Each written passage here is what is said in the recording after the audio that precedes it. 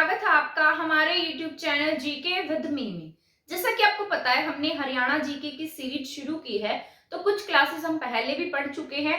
जैसा कि आपको पता है हमने हरियाणा की हिस्ट्री से रिलेटेड बहुत सारी क्लासेस पहले पढ़ ली हैं, जिसमें हमारा कंप्लीट जितना भी हमारा प्राचीन भारत में हरियाणा रहा था वो सभी कंप्लीट हो गया है। अभी एक दो क्लासेस में पूरा कंप्लीट हो जाएगा, उसके बाद हम इसको रिवाइज कर लेंगे। तो आपको पता है कि इससे पहले वाली क्लास में मैंने आपको पूरा का पूरा वर्धन वंश पढ़ा दिया, इस तरीके से लिखकर मैंने आपको सारा समझा दिया है। और उससे पहले वाली क्लासेस में मैंने आपको जितने भी वंश यहाँ पर लिखे हैं इन सब के बारे में पूरा का पूरा कंसेप्ट से समझा दिया था। पर आज की क्लास में हम इसको रिटन फॉर्म में पढ़ लेते हैं, ठीक है, ताकि कोई पॉइंट्स इसमें से जो रह गए हैं वो इसमें कंप्लीट हो जाए और आपको ये पॉइंट्स याद हो जाए। तो स्टार्ट करते हैं हमारी आज की क्लास। सबसे पहले मैंने लिखा है तोमर वंश। ठीक है, मैंने आपको बताया था कि हमारे यहाँ पर पहले वर्धन वंश था। वर्धन वंश जो हमारे यहाँ पर 6वीं से 7वीं शताब्दी के आसपास रहा था, लेकिन उसके बीच में कुछ फेस खाली रहा और उसके बाद 8वीं से 12वीं शताब्दी के बीच में हमारे यहाँ पर तोमर वंश आए और तोमर के समकालीन यहाँ चौहानों के समकालीन भड़ानक आए। ठीक है, तो ये तीनों क्या थे, एक दूसरे के समकालीन थे।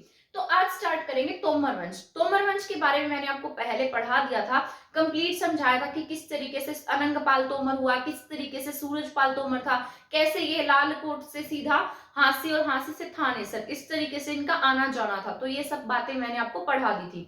अब स्टार्ट करते, पेहोवा की शिलालेख से हरियाणा में तोमर वंश का पता लगता है। तो कुरुक्षेत्र में क्या है, पेहोवा है। पेहोवा में वहां पर एक अभिलेख मिला जिसमें क्या लिखा गया है कि हरियाणा में किसका शासन था, तोमर वंश का। तो यहां से अगर पूछ ले तोमर वंश की जानकारी कौन से शिलालेख से मिलती है, तो आप क्या टिक करेंगे, पेहोवा शिलालेख से। ठीक है, तो यहां से किसके बारे में पता लगता है, तोमर वंश के बारे में पता लगता है। इसमें ऐसा कहा गया है कि यहाँ पर एक जाउल सरदार था जो तोमर वंश से संबंधित था और इसी में किसकी जानकारी दी गई, तोमरों की जानकारी दी गई। और किसके बारे में बताया गया है, जाउल सरदार के बारे में बताया गया है। तो इसमें ऐसा कहा गया है पेहोवा के शिलालेख में कि जो हरियाणा है, हरियाणा में जाउल सरदार था जो तोमर वंश का था, उसका हरियाणा पर शासन था। इसके बाद तोमर वंश के जो संस्थापक थे उनका नाम क्या था, अनंगपाल तोमर। ठीक है, तो तोमर वंश के जो संस्थापक हुए उनका नाम क्या था, अनंगपाल तोमर। अनंगपाल तोमर के द्वारा दिल्ली का बसाई गई, दिल्ली के साथ साथ यहाँ पर हमारे ये फरीदाबाद में भी एक्टिव रहे। हरियाणा में इनका आना जाना था, हरियाणा में ये लालकोट से हांसी से थानेसर आया करते थे। तो इस तरीके से ट्रेंगल फॉर्म में इनका यहाँ पर हमारे आना जाना था। ठीक है, तो इसकी जो संस्थापक है उनका नाम क्या है, अनंगपाल तोमर है। इसके बाद महमूद गजनवी। आपको पता है कि जो इनका शासन था वो 8वीं शताब्दी से लेकर हमारे यहाँ पर 12वीं शताब्दी के आसपास रहा। तो ये 1000 से 1100 के आसपास ज्यादा हमारे हरियाणा में एक्टिव रहे थे, क्योंकि 1100 ईस्वी के आते आते यहाँ पर कौन आ गए थे, चौहान वंश आ गया था। और 1000 से 1100 के बीच में ही आपको पता है हमारे यहाँ पर मोहम्मद गजनवी के आक्रमण हुए, जिसमें से मोहम्मद गजनवी ने हमारे हरियाणा पर भी आक्रमण किए हैं। ठीक है, तो इसने क्या किया, मोहम्मद गजनवी ने उत्तर भारत पर 1000 से 1026 ईस्वी तक कई आक्रमण किए। तो अगर आपसे पूछा जाए कि जो मोहम्मद गजनवी है उसके आक्रमण हरियाणा में कब से कब तक हुए हैं, 1000 से 1026 ईस्वी तक। ठीक है, इस तक इसने कई आक्रमण किए। और आपको पता है हमारा हरियाणा उत्तर भारत में ही आता है और तभी उत्तर भारत में इसने हरियाणा पर भी आक्रमण किया। जब इसने आक्रमण किए थे तो उसमें से हमारे हरियाणा का तो पहला आक्रमण था, लेकिन पूरे भारत का ये छठा आक्रमण था। तो पूरे भारत का छठा आक्रमण इसने किस पर किया, हरियाणा पर। और हरियाणा का क्या है, ये पहला आक्रमण है, क्योंकि इसके साथ साथ ये गुजरात, पंजाब और यूपी इस तरीके से बहुत सारे इलाकों पर पहले भी जीत हासिल कर चुका था या वहां से धन लूट चुका था। ठीक है, इसके साथ साथ अब ये छठा आक्रमण हमारे हरियाणा पर, भारत का छठा आक्रमण है और हरियाणा का ये पहला आक्रमण है। ठीक है, तो ये बात आपको याद रख लेनी है, क्योंकि ये बात क्या है, इंपॉर्टेंट है। मान लीजिए आपसे पूछ ले कि मोहम्मद गजनवी का हरियाणा पर कौन सा आक्रमण था, तो ये इसने हरियाणा का तो पहला और भारत का छठा आक्रमण था। ठीक है, इसने वर्ष 1009 ईस्वी में महमूद गजनवी ने एक विशाल सेना के साथ हरियाणा पर आक्रमण किया। सबसे पहला आक्रमण इसने कब किया है, 1009 में। और अपनी विशाल सेना के साथ में क्या किया इसने यहाँ आक्रमण किया। हरियाणा के तोमर शासक, उस समय हरियाणा पर तोमर शासक जयपाल का शासन था और जयपाल ने क्या किया, इसकी सेना को नारायणगढ़ अंबाला के आसपास से भगा दिया, यानी कि यहाँ से भाग गया था, हार गया था। सबसे पहले 1009 में आया, 1009 में इसने हमारे हरियाणा पर आक्रमण किया, अपनी सेना को लेकर आया था, परंतु हरियाणा में तोमर वंश का शासक जयपाल था और जयपाल ने इसकी सेना को भगाकर मतलब हराकर यहाँ से बाहर भेज दिया। ठीक है, इसके बाद फिर से वापस आएगा ये 1014 में तोमर नरेश अजयपाल। इस समय कौन शासन कर रहा है हमारे यहाँ पर, अजयपाल है। और जयपाल के समय में क्या हो गए थे, ये हार गया था। मोहम्मद गजनवी जयपाल के समय में 1009 ईस्वी में हरियाणा से हार गया, उसके बाद फिर से आया 1014 ईस्वी में। ठीक है, 1009 में हारा था, 1014 ईस्वी में वापस से आ गया और किसके समय में आया है, अजयपाल के समय में। ये हरियाणा पर कौन सा आक्रमण होगा, दूसरा आक्रमण, और पूरे इंडिया पर ये 7वां आक्रमण है। ठीक है, हरियाणा पर दूसरा आक्रमण करेगा, इंडिया पर ये 7वां आक्रमण होगा। थानेसर से चक्र स्वामी, आपको पता है हमारे थानेसर में जिस तरीके से क्योंकि आपको पता है जो थानेसर है या कुरुक्षेत्र है, धर्मस्थली कही जाती है, यहाँ पर बहुत बड़े बड़े मंदिर थे, बहुत बड़ी चक्र स्वामी की मूर्ति थी, तो ये क्या ले गया यहाँ से, हमारे चक्र स्वामी की मूर्ति को तो उठाकर यहाँ से अपने देश में ले गया था। ठीक है, बाद में ये कहाँ चला गया, इसके बाद ये हमारे हरियाणा में नहीं आया और इसके बाद ये पंजाब के एरिया से होता हुआ आगे की तरफ बढ़ गया। ठीक है, तो हमारे हरियाणा पर कब इसने मूर्ति चुराई, 1014 ईस्वी में चक्र स्वामी की मूर्ति को यहाँ से लेकर भाग गया और ऐसा कहा जाता है कि जाकर अपने अफगानिस्तान में इसने मतलब इस तरीके से बेच दिया था उन मूर्तियों को। ठीक है, तो 1000 ईस्वी में तोमर नरेश, और आपसे पूछ ले कि कौन शासन कर रहा था यहाँ पर, जब ये मोहम्मद गजनवी हमारे हरियाणा पर चक्र स्वामी की मूर्ति ले गया तो हमारे हरियाणा पर किसका शासन था, तो आप क्या टिक करेंगे, अजयपाल का। और सबसे पहली बार आया था तो ये हार गया था, कहां पर आया था, अंबाला के नारायणगढ़ में। ठीक है, और यहाँ से इसको हार का सामना करना पड़ा था। उस समय हरियाणा में जयपाल शासन कर रहा था, तो ये बातें आपको याद रख लेनी है क्योंकि आपके एग्जाम के पॉइंट ऑफ व्यू से जरूरी है। इसके बाद में महमूद की मृत्यु के बाद उसका पुत्र मसूद, ठीक है, ये तो चला जाएगा क्योंकि इसके बाद में क्या हो जाएगी, डेथ हो जाएगी, एक बार फिर आएगा हरियाणा में। और खोखर जाटों की एक जाटों की एक जाति थी जिसका नाम था खोखर, तो खोखरों के युद्ध में जो महमूद गजनवी, ऐसा माना जाता है कि मारा जाएगा। ठीक है, इसके बाद महमूद की मृत्यु के बाद इसका बेटा कौन आएगा, मसूद आएगा। मसूद कब आएगा, 1034 में। ठीक है, तो ये बात याद रखनी है, इसका बेटा कौन है, मसूद है, तो ये मसूद आएगा। और ऐसा कहा जाता, बेहाकी एक मतलब क्या थे, पोइट थे जो क्या लिखते थे, अलग अलग रचनाएं लिखते थे और इसी के समय में थे। ठीक है, बेहाकी के अनुसार मसूद कहां पर आया, हांसी में आया, और हांसी में आया तो ये क्या हो गया, पराजित हो गया था। तो सबसे पहले बार इसका जो पिता था महमूद गजनवी, वो 1009 में तोमर शासक जयपाल से हारा। इसके बाद मसूद 1034 में आएगा। ठीक है, और वो किससे हार जाएगा, हांसी में आएगा और हांसी में आक्रमण करेगा और वहां पर हार जाएगा। ठीक है, इसके बाद में पराजित हो जाएगा 1037 में। 1034 में आया है, 1037 में क्या होगा, ये हार जाएगा। ठीक है, इसके बाद मसूद ने फिर आक्रमण किया। पता नहीं मसूद है क्या, मसूर की दाल है ये। ठीक है, नाम भी पता नहीं इनके अजीब अजीब से है, कोई मसूद, कोई मादू, कोई महमूद गजनवी, है ना। तो मसूद जो है ना, ये फिर से आ जाएगा हमारे हरियाणा में। 1037 में तो हार कर गया है, फिर से वापस आ जाएगा मुंह उठा के। ठीक है, इसके बाद 12 दिन की लड़ाई के बाद में ये जीत जाएगा। मसूद फिर से आएगा और जब ये दोबारा आएगा तो दोबारा क्या होगा, इसकी जीत हो जाएगी। ठीक है, 12 दिन की खूनी लड़ाई लड़ेगा, बिल्कुल खून कत्लेआम इस तरीके से कर देगा और उसमें इसको जीत हासिल हो जाएगी। इसके बाद ये जीत जाएगा और इसमें हांसी में जीतेगा, ये फिर से आएगा और हांसी में जीत हासिल करेगा। हांसी, थानेसर, सोनीपत के साथ साथ जिस तरीके से गोहाना है, तो इस तरीके के हमारे जो एरिया थे वहां पर इसकी जीत हासिल हो जाएगी। ठीक है, इसके साथ साथ सोनीपत और थानेसर, मैंने आपको बताया ना, सोनीपत में, थानेसर में, यहाँ भी आएगा और जीत जाएगा। इसके बाद जो हमारा संपूर्ण हरियाणा है वो इस मसूद के अंडर में आ जाएगा। ठीक है, तो यहाँ तक था मसूद का जितना भी ये डाटा था मैंने आपको बता दिया है। इसके बाद इसका बेटा फिर से आएगा क्योंकि इनको अब रास्ता मिल गया धन लूटने का, क्योंकि हमारा इंडिया आपको पता है बहुत अधिक धन संपन्न था, सोने चांदी, मतलब इतने राजशाही राजा रहा करते थे, यहाँ पर पूरे के पूरे हीरे जड़े जो भी मोती होते हैं उनसे जड़े रहते थे। और आपको पता है विदेशी क्या करते, वो तो अपने देश में उनके तो कुछ होता ही नहीं था, तभी तो हमारे देश में आते थे और यहाँ पर आते बहुत धन मिलता और लूट लूट कर चले जाते। तो इस तरीके से उन्हें क्या मिल गया, एक रास्ता मिल गया इंडिया आने का। तो इस तरीके से गजनवी आया और गजनवी अपने पिता को देखकर कि मेरे जो पिता है वो वहां पर जाकर धन लूट कर लाते थे, तो इसी तरीके से इसका बेटा भी यहाँ धन लूटने आएगा। उसी तरीके से उसका बेटा जो होगा मादू, वो भी हमारे यहाँ पर धन लूटने के मतलब से आएगा। ठीक है, तो इस तरीके से जो मसूद है, मसूद तो यहाँ पर जीत गया, पहले हारा था फिर जीता, इसके बाद इसका बेटा कौन आएगा, माधु आएगा। ठीक है, तो 1043 में कुमारपाल देव ने थानेसर में माधु की सेना को बाहर भगा दिया।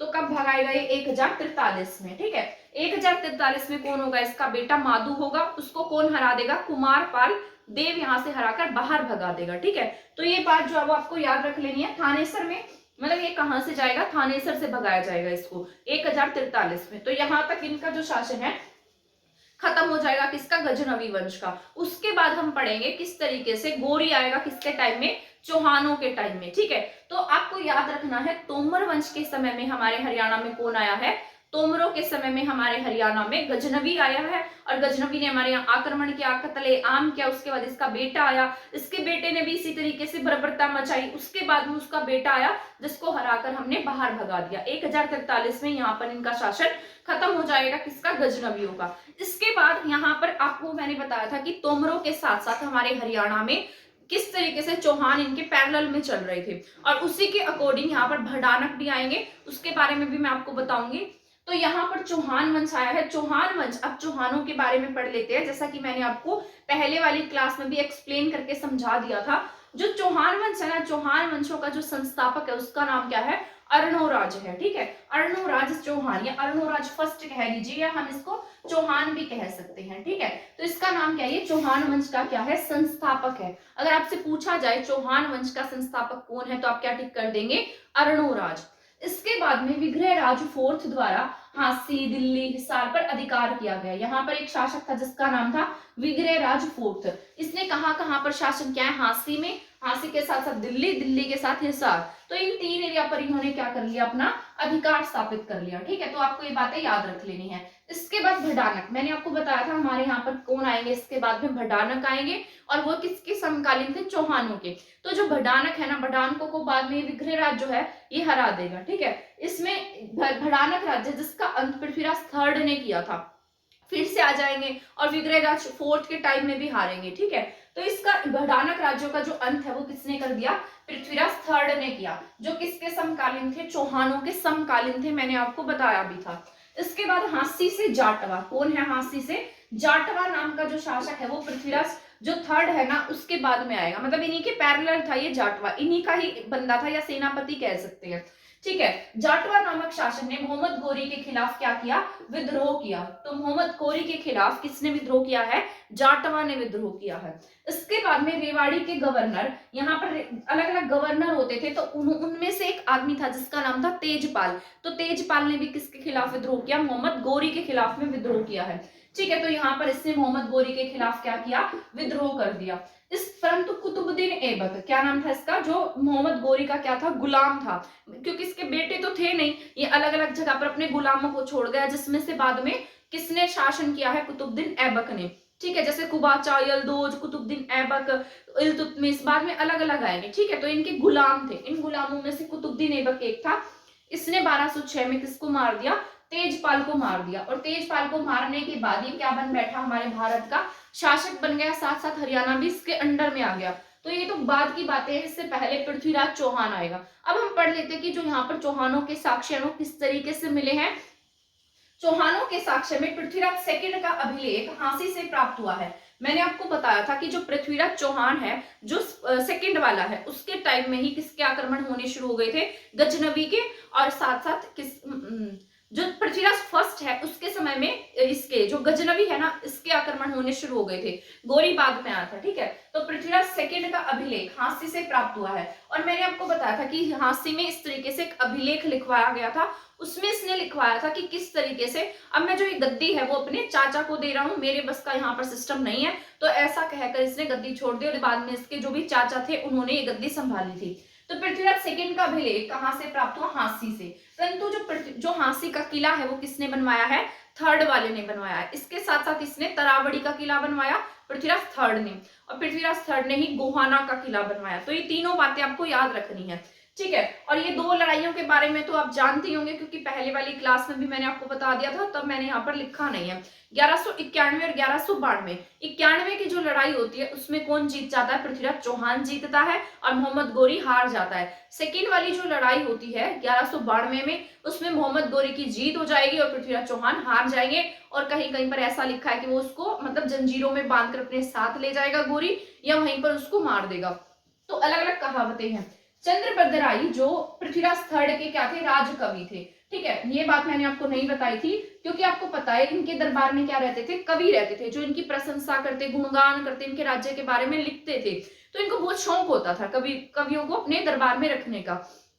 जिस तरीके से हर्षवर्धन के दरबार में भी कवि थे, उनके बारे में भी मैंने आपको बताया था कि बाण भट्ट था, बाण भट्ट ने हर्षचरितम लिखी, उसमें 8 चैप्टर से, उसमें से 3 चैप्टर किसके बारे में थे? हर्षवर्धन की फैमिली के बारे में थे, और 5 चैप्टर उसके राज्य के बारे में थे। तो इस तरीके से पुस्तक लिखवाया करते थे। अपने दरबार में क्या रखते? कवि रखते थे। ठीक है, तो उसी तरीके से पृथ्वीराज थर्ड के दरबार में कवि हुए जिनका नाम हुआ चंद्रभद्राई। ऐसा कहा जाता है कि जो चंद्रभद्राई है वो हिसार से संबंधित थे, या हिसार के रहने वाले थे। यही बात मैंने आगे लिखी है। राजकवि थे, इनका जन्म कहाँ हुआ था? हिसार में हुआ था। तो चंद्रभद्राई का जन्म कहाँ हुआ है?